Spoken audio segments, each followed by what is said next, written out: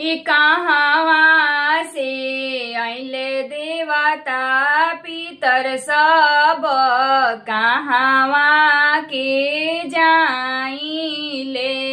एके कराही बेटा के लगनिया, त दिनावा धराई गइले। जगिया सम्हारिले पार लगाइले।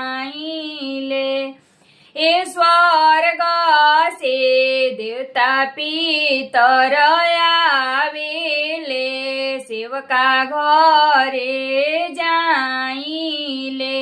एउ नहीं के पुत के लगनिया, त जगिया सम्हारिले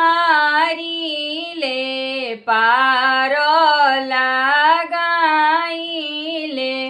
ए दुल्हा के बाढ़ो माथ के पगिया, त दुल्हिनी के सेंदूर।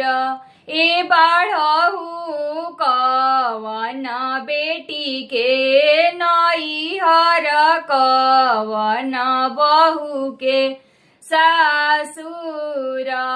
ए बाढ़हु कवन बेटी के नैहर, कवन बहू के सासुर।